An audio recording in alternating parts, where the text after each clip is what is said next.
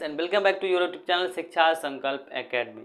तो इससे पहले वीडियो में हमने प्रेजेंट कॉन्टिन्यूअस टेंस को पढ़ा था।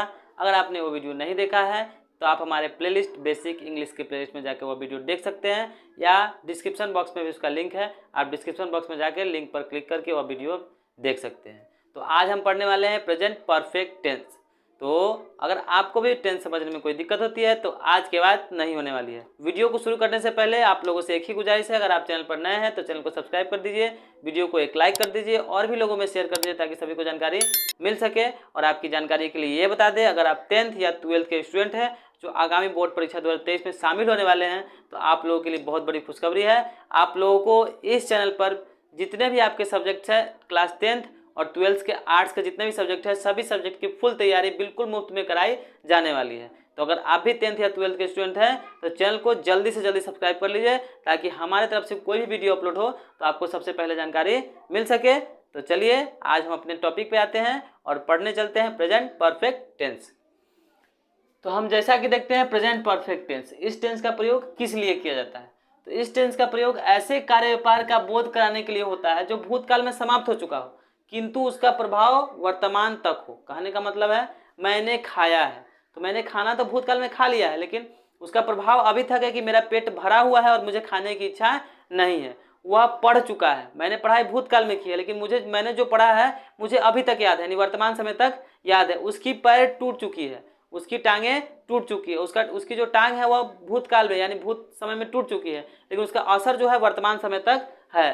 तो इस टेंस का प्रयोग किस लिए किया जाता है? तो ऐसे कार्य को दर्शाने के लिए किया जाता है जो भूतकाल में समाप्त हो चुका हो किंतु उसका जो प्रभाव है वह वर्तमान समय तक होगा। अब सभी चीज का एक पहचान होता है, तो इसका क्या पहचान है? इसका पहचान ये है कि जब हिंदी वाक्य के क्रिया के अंत में चुका हूँ, चुकी हूँ, चुके हो, चुके हैं, चुकी हूँ या हूँ, ई हूँ, ये है, ए हो में से कोई एक रहे तब इसे प्रेजेंट परफेक्ट टेंस में समझा जाता है। दोस्तों बेहतर जानकारी के लिए आप इसको नोट कर लीजिए, वीडियो को पॉज करके आप इसको नोट कर लीजिए ताकि आप जब भी आपको दिक्कत हो आप अपना नोट पलट के देख ले और आपकी सारी मुश्किलें समाप्त हो जाए। तो साथ साथ नोट करते रहिए, आपको अच्छा लाभ मिलेगा। तो ये हुआ हमारा पहचान। इसका क्या हुआ कि जब हिंदी वाक्य के क्रिया के अंत में चुका हूँ, चुकी हूँ, चुके हो, चुके हो, या हूँ, ये है, ये हो में से कोई एक रहे तब इसे प्रेजेंट परफेक्ट टेंस में समझा जाता है। अब बात करने वाले हैं नोट्स के बारे में कि बिना नोट्स की कोई वोट नहीं होता है, तो इसमें भी हम लोगों को नोट देखना होगा। तो नोट क्या है? I, we, you, they plural number के साथ हैव का प्रयोग हुआ, he, she, it singular number के साथ हैज का प्रयोग हुआ और भी3 का उपयोग किया जाता है या होता है। अब हम देखते हैं प्रेजेंट परफेक्ट टेंस के एफर्मेटिव सेंटेंस में स्ट्रक्चर कैसा होता है। स्ट्रक्चर को देखने के बाद हम उसका ट्रांसलेशन बनाएंगे। तो सबसे पहले स्ट्रक्चर देखते हैं कि एफर्मेटिव सेंटेंस में स्ट्रक्चर इसका कैसा होता है। तो स्ट्रक्चर में सबसे पहले आएगा सब्जेक्ट, उसके प्लस, उसके बाद हैव या हैज सब्जेक्ट के हिसाब से, plus verb 3 plus other word. ये हुआ हमारा structure, subject plus have has plus verb 3 plus other word. अब हम लोग देखते हैं एग्जाम्पल के थ्रू, स्ट्रक्चर को फॉलो करके एग्जाम्पल के थ्रू ट्रांसलेशन बना के। तो मैंने पहला ट्रांसलेशन लिया, मैं खा चुका हूँ, मैं खा चुका हूँ, मैं खा चुका हूँ। तो हमने क्या देखा? हिंदी वाक्य के क्रिया के अंत में चुका हूँ, चुके हूँ, चुके हूँ में से कोई रहे। तो यहाँ पर क्रिया क्या है? खाना, और खाने के बाद चुका हूँ लगा हुआ है, तो ये हमारा प्रेजेंट परफेक्ट टेंस में है। अब स्ट्रक्चर के हिसाब से इस ट्रांसलेशन को हम लोग बनाते हैं। स्ट्रक्चर क्या बोलता है? पहले सब्जेक्ट आएगा, सब्जेक्ट कौन है? मैं का हो गया आई, और हमने नोट में देखा था, नोट्स में कि आई के साथ हैव का प्रयोग होता है, आई के साथ हैव का प्रयोग होता है, तो आई के साथ हमने प्रयोग कर दिया हैव। उसके बाद स्ट्रक्चर बोल रहा है भी3, खाना का ईट एट ईटेन, तो हमने लिख दिया ईटेन, आई हैव ईटेन, मैं खा चुका हूं, आई हैव ईटन। चलिए एक और एग्जांपल देखते हैं। वे लोग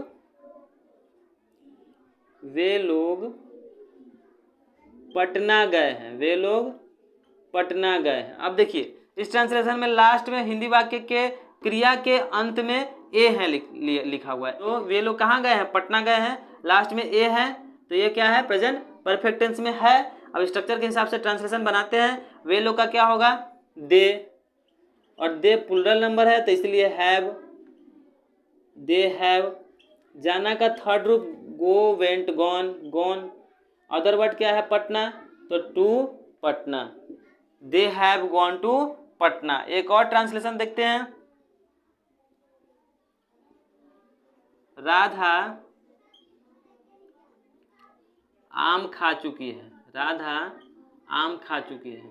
अब यहाँ पर क्या हुआ, राधा क्या खा चुकी है, आम खा चुकी है। तो यहाँ पर देखिए सब्जेक्ट कौन है, राधा, तो हमने पहले लिख दिया subject.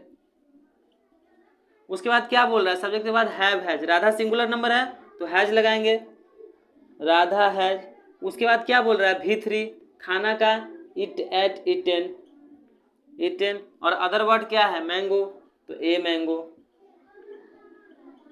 Radha has eaten a mango, Radha आम खा चुकी है। तो आशा करता हूं कि आपको एफर्मेटिव सेंटेंस का स्ट्रक्चर, ट्रांसलेशन बनाना सीख गए होंगे, स्ट्रक्चर समझ में आ गया होगा। अब हम लोग देखते हैं नेगेटिव सेंटेंस कि प्रेजेंट परफेक्ट टेंस में नेगेटिव सेंटेंस का स्ट्रक्चर कैसा होता है और ट्रांसलेशन किस प्रकार बनाए जाते हैं। तो चलिए देखते हैं नेगेटिव सेंटेंस को। तो नेगेटिव सेंटेंस का स्ट्रक्चर कुछ इस प्रकार होता है। सबसे पहले आएगा सब्जेक्ट प्लस, सब्जेक्ट के हिसाब से हैव या has, plus not, plus verb का तीसरा रूप, प्लस अदर वर्ड। अब इस स्ट्रक्चर के हिसाब से एग्जाम्पल के थ्रू हम लोग ट्रांसलेशन बना के देखते हैं। पहले एग्जाम्पल 2-3 देख लेते हैं। पहला मैंने देखा, मैं नहीं खा चुका हूँ, मैं नहीं खा चुका हूँ, तो नहीं है तो नेगेटिव सेंटेंस में है। अब इस स्ट्रक्चर के हिसाब से सब्जेक्ट कौन है, मैं आ गया, और हमने नोट में देखा था आई के साथ हैव, तो लगा दिए हैव। उसके बाद नॉट, नॉट लगा दिए। उसके बाद खाना, खाना का ईट तीसरा रूप लगाना है तो ईटेन, मैं नहीं खा चुका हूँ, आई हैव नॉट ईटेन। दूसरा एग्जाम्पल देखते हैं, वह पटना नहीं जा चुकी है, वह पटना नहीं जा चुकी है। तो यहाँ पर सब्जेक्ट कौन है, वह, तो वह का सब्जेक्ट के हिसाब से लिख दिए सी, सब्जेक्ट कौन है वह, तो लिख दिए सी। अब हम लोग देखेंगे ही सी इट सिंगुलर नंबर के साथ क्या चीज़ का प्रयोग होगा, हैज का प्रयोग होगा, तो हैज लगा दिए। उसके बाद नहीं है तो नॉट का प्रयोग होगा। उसके बाद वर्ब 3 तो गो वेंट गॉन। उसके बाद अदर वर्ड तो पटना, तो टू पटना, वह पटना नहीं जा चुकी है, she has not gone to Patna. एक और एग्जाम्पल देख लीजिए ताकि आपको अच्छे से समझ में आए। राधा गाना नहीं गा चुकी है, राधा गाना नहीं गा चुकी है। तो हम सब्जेक्ट कौन है, राधा, तो पहले लिख दिए राधा को, राधा सिंगुलर नंबर है तो हैज। अब क्या है, नहीं का नॉट। उसके बाद सिंग सैंग संग, सिंग सैंग संग। उसके बाद अदर वर्ड क्या है, गाना, तो a song. Radha has not संग a song, Radha has not संग ए सॉन्ग, यानी राधा गाना नहीं गा चुकी है। तो इस प्रकार हमने प्रेजेंट परफेक्ट टेंस का नेगेटिव सेंटेंस का स्ट्रक्चर देखा, उसका ट्रांसलेशन देखा। आशा करता हूं कि आपको समझ में आ गया होगा। तो चलिए हम लोग अब इंट्रोगेटिव सेंटेंस का स्ट्रक्चर देखते हैं, उसका ट्रांसलेशन देखते हैं। इंट्रोगेटिव सेंटेंस का स्ट्रक्चर कुछ इस प्रकार होता है। पहले आ जाएगा हैव या has plus subject plus not plus V3 plus other word.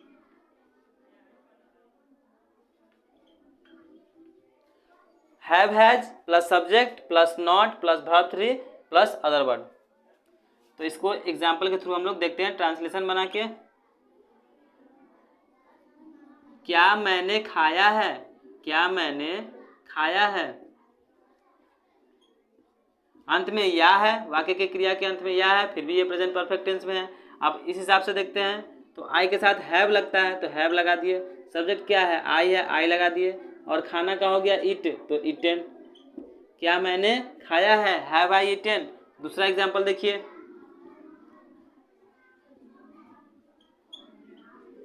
क्या तुम पटना जा चुके हो, क्या तुम पटना जा चुके हो, क्या तुम पटना जा चुके हो। हिंदी वाक्य के क्रिया के अंत में चुके हो लगा हुआ है तो प्रेजेंट परफेक्ट टेंस में है। अब इस स्ट्रक्चर पर तुम के साथ हैव लगता है, हैव यू। उसके बाद जाना का gone, other word Patna, have you gone to Patna, क्या तुम पटना जा चुके हो। एक और एग्जांपल देख लीजिए,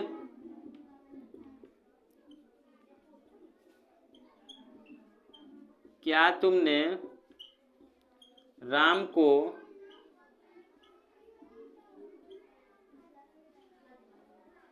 नहीं पीटा है, क्या तुमने राम को नहीं पीटा है। ये भी हमारा क्या है, प्रेजेंट परफेक्ट टेंस में है। तो हम लोग देखते हैं, क्या तुमने राम को नहीं पीटा है, तो यहाँ पर सब्जेक्ट कौन है, तुम है। तो तुम के साथ हमेशा हैव लगता है, हैव, उसके बाद सब्जेक्ट लिख दिए यू, उसके बाद नहीं का नॉट, उसके बाद वर्ब 3 बीटेन, अदर वर्ड क्या है, राम, तो राम लिख दिए। Have you not beaten Ram, have you not beaten Ram, क्या तुमने राम को नहीं पीटा है।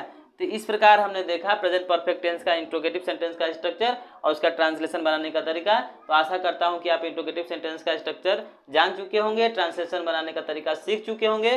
तो अब इसमें हमारा एक और तरीका रह जाता है कि जब हिंदी वाक्य में क्या, कब, कहाँ जैसे प्रश्नवाचक शब्द हो, तो उसका ट्रांसलेशन हम लोग किस प्रकार बनाएंगे, उसका स्ट्रक्चर कैसा होता है, तो उसको भी देख लेते हैं। चलिए देख लेते हैं।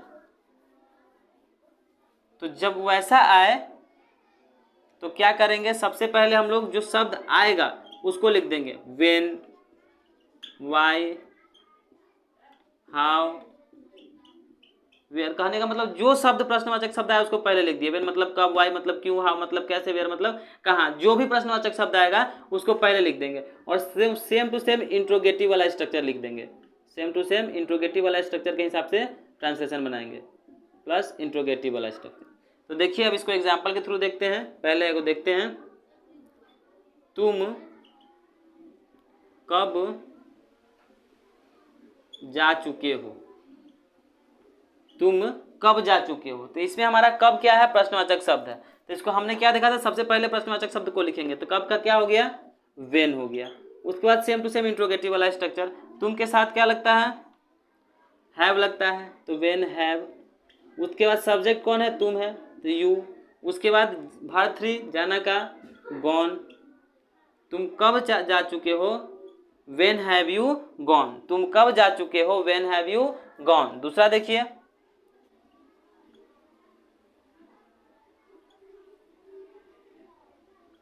तुमने आम कैसे खाया है, तुमने आम कैसे खाया है या तुम आम कैसे खा चुके हो, दोनों का ट्रांसलेशन एक ही बनेगा। तो सबसे पहले कैसे को लिख देंगे, हाउ। उसके बाद तुम के साथ हैव लगता है तो हैव लिख दिए। उसके बाद सब्जेक्ट तुम है तो तुम लिख दिए, हाउ हैव यू। उसके बाद खाना का ईटेन। उसके बाद other word a mango, how have you eaten a mango, तुमने आम कैसे खाया है। एक और देख लीजिए,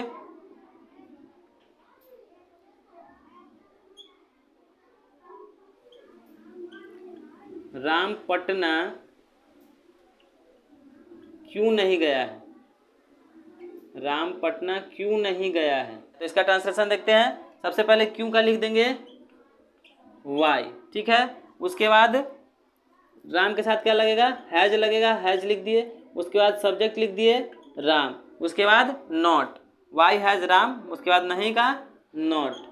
उसके बाद जाना का गो, लिखना हमको तीसरा रूप इसलिए गॉन्ट, गॉन लिख दिए, गॉन। उसके बाद अदर वर्ड लिखना है तो इसमें अदर वर्ड है पटना, तो लिख दिए Patna. Why has Ram not gone to Patna, Ram Patna क्यों नहीं गया है, why has Ram not gone to Patna. तो इस स्ट्रक्चर के हिसाब से अगर ट्रांसलेशन में, अगर हिंदी वाक्य में क्या, कब, कहाँ, कैसे प्रश्नवाचक शब्द हो तो हम लोग इस स्ट्रक्चर के हिसाब से बनाएंगे। जो शब्द होगा उसको पहले लिख देंगे और इंट्रोगेटिव वाला पूरा इंट्रोगेटिव स्ट्रक्चर को पूरा फॉलो करके ट्रांसलेशन बनाएंगे। तो आज हमने प्रेजेंट परफेक्ट टेंस सीखा। आशा करता हूं कि आप भी सीख चुके होंगे। अगर आपको हमारा वीडियो अच्छा लगा हो तो चैनल को सब्सक्राइब कर लीजिए, वीडियो को एक लाइक कर दीजिए और भी लोगों में शेयर कर दीजिए ताकि सबको जानकारी मिल सके। आज के लिए बस इतना ही। अगले वीडियो में हम लोग एक नया टेंस यानी कि प्रेजेंट परफेक्ट कंटिन्यूअस टेंस पढ़ेंगे। तो मिलेंगे एक नए वीडियो के साथ, तब तक के लिए धन्यवाद। जय हिंद,